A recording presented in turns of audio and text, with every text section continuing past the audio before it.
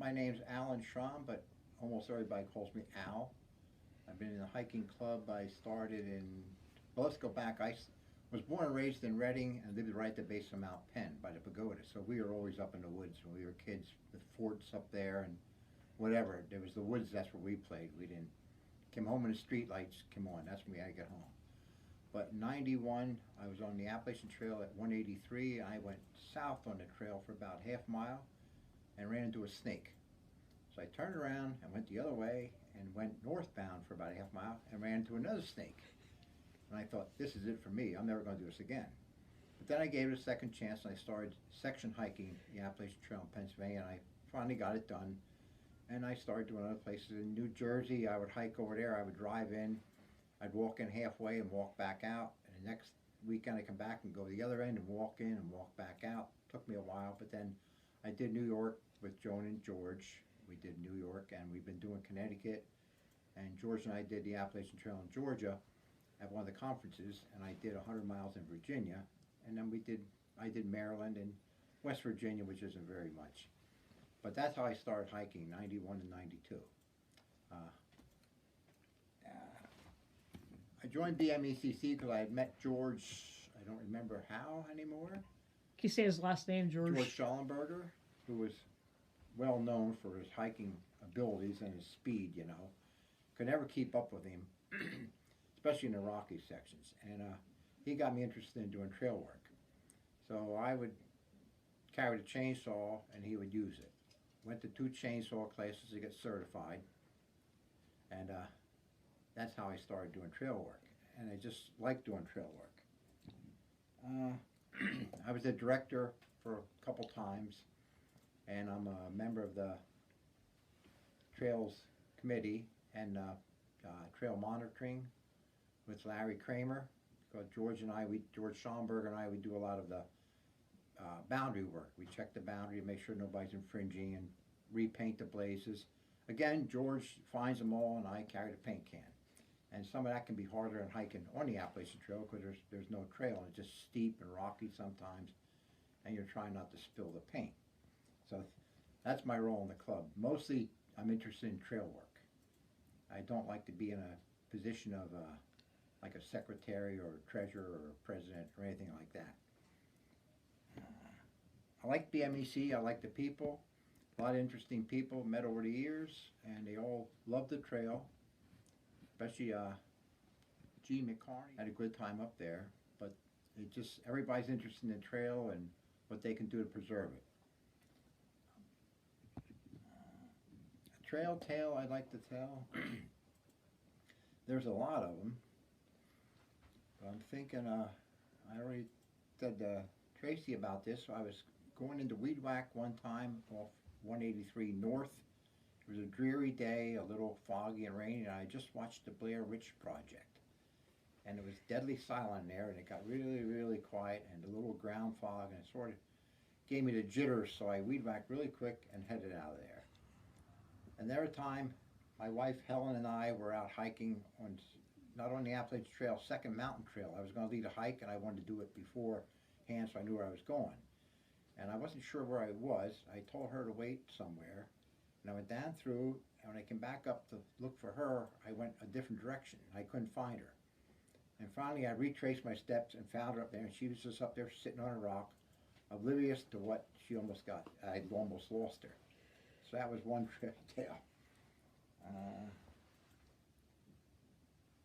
My legacy, I just like to remember somebody who was interested in maintaining the trail, helping out whenever I could. Trail work was, at one time, George Schallenberger was trail chairman. Now it's Scott Birchman, who I think is doing a great job.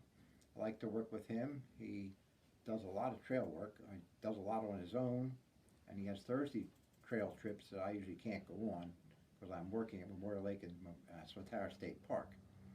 But I just want people to remember me as helping out whenever I could. I helped Catherine Shea clean up the Skew Bridge whenever she has trail trips, you know, which I enjoy doing, and that's always fun. I put my glasses on to read these questions. My favorite place on the Appalachian Trail, of course, is Pulpit Rock. Helen and I maintain the section from Windsor Ferns to Pulpit Rock. I get up there whenever I can, and It's not too bad a section to maintain. Sometimes trees come down. Somebody told me there were trees down one time, and Helen and I went up to check them out. I just had a chainsaw and one bottle of gas, and they told me there was like 2 or 3 trees down. Well, till we got done, there was 14 trees down. So I just made it with enough gas. And now when I go up, I carry a folding saw, which usually I can cut a tree unless they're too big around. And a lot of times maintaining that section is easy because Ron Kunkel takes care of the Lehigh Observatory up top, and people will tell him when there's trees down, he passes the information on to me. And Helen and I also maintain the section in Swatara Gap from Route 443 to the Waterville Bridge, which isn't too bad except for the one water crossing there, which has me perplexed. I don't know what to do there.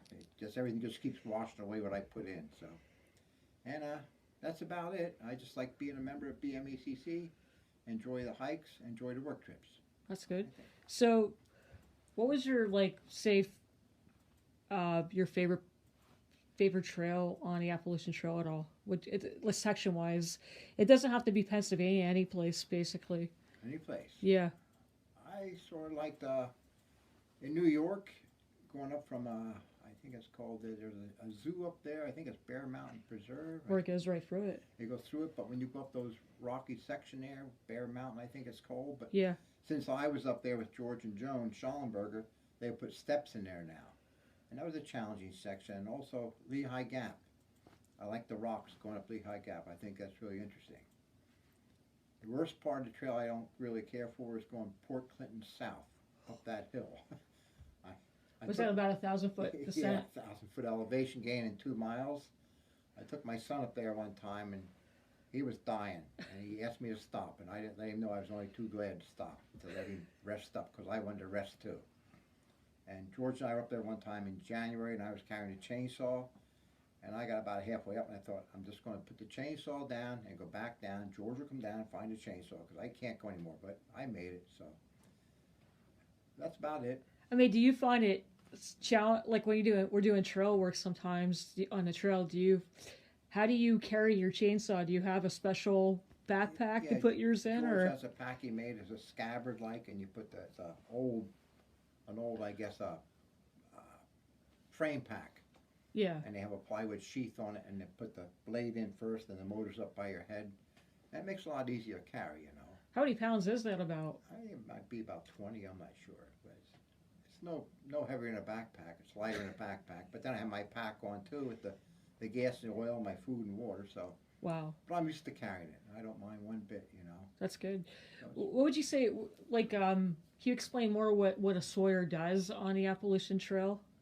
A sawyer usually will just cut trees that are down. They don't fell trees. They don't have to. It's a lot. If one's leaning too much, you might have to cut it. But it's a lot easier to cut them once they're down, as long as they're not blocking the trail, and clear it out. Right. And you try and make as few cuts as possible to preserve your gas, because you don't want to run out of gas. So. Most definitely. Yeah. So, explain a little bit more, like with blowdowns. What does the ATC kind of mean with blowdowns? Actually, like when people, I guess there's different types of blowdowns. Some you can just step over. They're right. Not too bad. You can get them when you need them. Some fall just right, so they act as check dams or a water bar. But the worst time is when the crown falls on the trail. That's what takes time, and usually it's tangled up with vines and all. And that's what they want cleared. They want a section 4 foot wide by 8 foot high to walk through. Wow. To make it clear enough. That's what their guidelines are. Wow. And blazes where you need them, you know, don't overblaze, but don't underblaze. Yeah, what is usually the rule for blazing, actually? What is it, every mile, pretty much? Oh, no, it's a lot sooner than that. Oh, is it? I really don't know. I'd say maybe every